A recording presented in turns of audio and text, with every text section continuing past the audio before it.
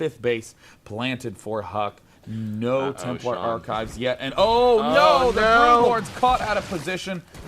2 of them get eliminated immediately. That only leaves 3 remaining. The non-stop infester play.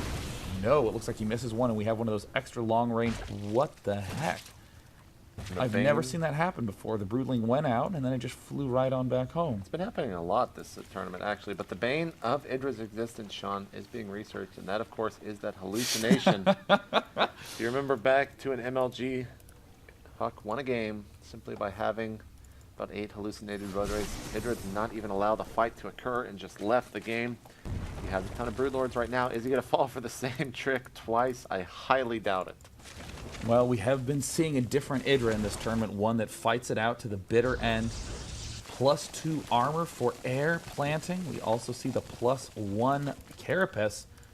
These Zerglings are at 3-0 upgrades, and there we see EGIdRA trying to lose a couple more Zerglings to replace extra Broodlords. HuK having a giant wall of cannons.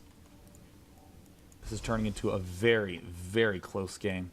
Now remember, if HuK actually takes this game, EGIdRA will be out of the tournament, and HuK will, of course, advance. But if EGIdRA wins, it will go on to an all-important Game 3, which looks like will be on Paul Doreen. But let's jump back into this game for just a second. We see more Lings actually being sacrificed almost here. So they are going to take out a Zealot at the natural. And and there's the hallucinated void rays. I am absolutely mind blown that we are not seeing any Templar tech. We see the blink forward. We do see, it looks like EGIdRA not even dealing with those hallucinated void rays. Tons of big fungal growths going down the Colossus, ripping everything apart. But the incredible blink control from HuK demolishes this force, and the number of blink stalkers that HuK can replenish is tremendous. We see EGIdRA trying to remake units, but he hasn't really been adding on enough larvae. His reproduction capacity is highly stinted. He can't do anything. There's some infested Terrans popping down, but HuK with a gigantic force stepping forward, and little that EGIdRA seems to be able to do. And that fight was actually so in favor of HuK. I'm kind of astounded. We have a couple Broodlords popping out for EGIdRA. But this is just looking too little too late. And GG, HuK's going to be moving on, taking EGIdRA out 2-0 in tournament fashion. HuK eliminates EGIdRA. That means we have 2 Team Liquid players in the top 3.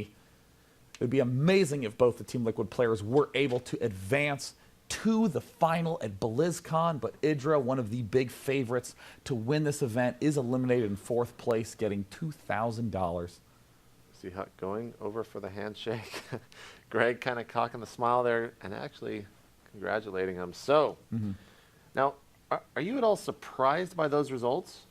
I'm mostly surprised by the big engagement that we saw in that final battle. I mean, there were a lot more, I mean, we've even seen HuK and his PVZs earlier in this tournament having a lot more of struggle games there. But I mean, with so little pressure from both sides, both of them got to the position they wanted to be in. There were some good favorable engagements with those Blink Stalkers. Right. But in particular, the fungal growths could not quite prevent those Blink Stalkers from blinking directly underneath those Broodlords. Yeah. And I mean, a quick cleanup. At the same time in that fight, there was about 4, maybe 5 infestors that were pretty full energy, and they never fungled anything in that fight. They actually fell back behind the spine crawlers and then went ahead and got a couple of fungals in, used the rest of the energy for those infested Terrans. But HuK taking them out 2-0. I do think that there could have been some big neural parasites on those Colossi, because if the Colossi are disabled, then suddenly your Broodlings are all participating in the fight, glitching everything into hitting them instead of the other units. And I mean, of course, at the same time, those Stalkers were more worried about the Broodlords than the infestors. So that might have been a better plan of attack for EGIdRA. Now, this creates an interesting situation when we think about the winner's bracket final. It's going to be Chef versus a Select. Select was saying throughout the tournament, I have practiced so much TVP, I cannot lose that matchup. So I'm probably going to lose to Chef, though, because my TVZ is awful. So if I lose to Chef, then I will drop down to lower, and hopefully one of those Protosses will make it through. It looks like Select's wish has come true. Chef, on the other hand, if he got knocked down, would be up against his teammate HuK.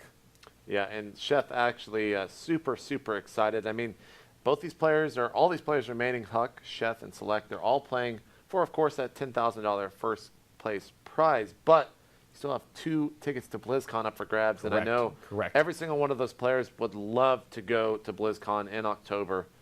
Is Sheth or Select could be able to take it? Well, one of them will be going here, and we're going to find out. Is I think we're going to be taking a little bit of a break, but coming up, Yes. the winners bracket finals. Tragically, we have.